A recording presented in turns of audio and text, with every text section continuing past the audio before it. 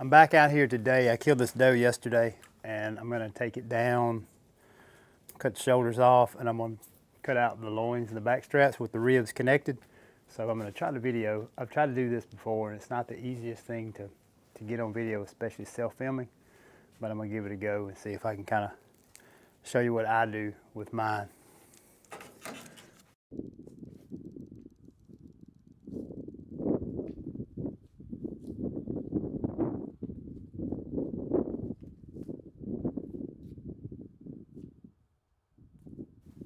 All right, so when it comes to the back strap, in my mind, there's two sections. There's this back section, which you can see doesn't have any ribs attached. And then there's the front part of the loin. It's got the ribs. So that's where I get my rib in.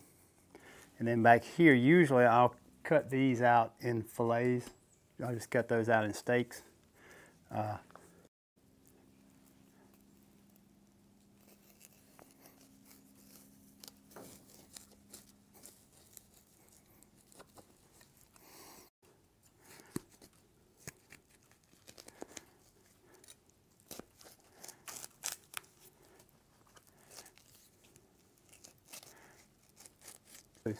So for the section of loin that I save with the ribs, cut it down the spine the same way.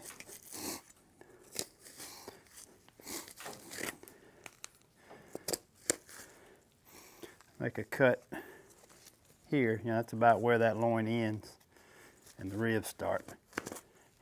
You can peel some of this off of the ribs. Y'all see me swap hands sometimes too. I guess like most left-handers, pretty good at using both hands. There's some of that shot. So I clean some of the stuff off of the ribs. All right, so that's where the shoulder, in front of the shoulder there. So this is basically the section. The roast, the crown roast right here.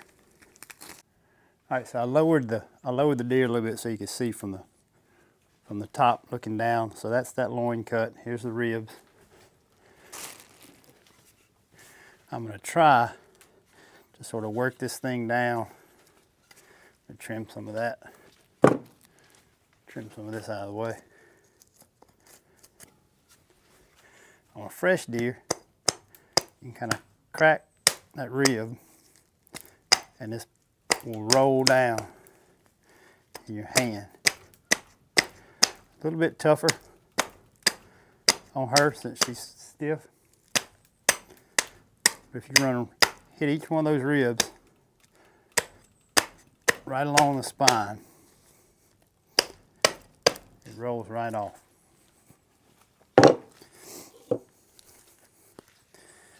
Got the cleanup work to do now. The rest of that's sort of cosmetic. We'll work on that inside in a little bit. But that's it. That's how you roll that thing off of there.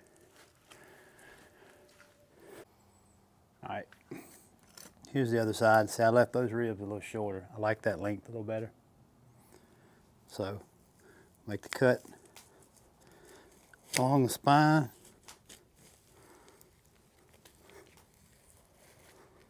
Down to there. That's that, kind of where the shoulder starts anyway.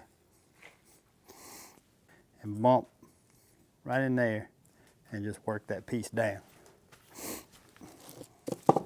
It's not the easiest thing to show on video, but let's try it again.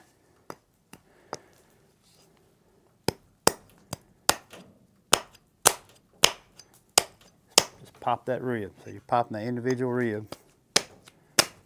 Pop the next one, pop the next one. And just, if you swing in there where the hatchet is hitting against the spine, that'll drive it back into that rib.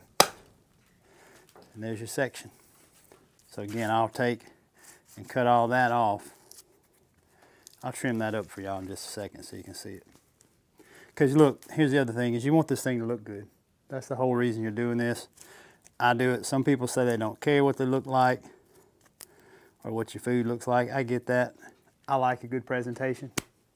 This is one of my favorite cuts. There's a to the side. I'll trim it up. Here's the second one we cut off. I try to get it trimmed up somewhat, maybe not perfect here at the skinning shed, because whenever I do get ready to cook it, you know, it's not a big inconvenience to have a little more trimming to do then. But try to clean off these ribs. We'll do some more cleanup on that, because when you do cook it, if you do it like a crown, it'll be softer. You can tie it together, put it in a circle so it'll look like that. That's why I call it a crown roast, because it looks like a crown. Oh, sit down. You want a piece of deer meat?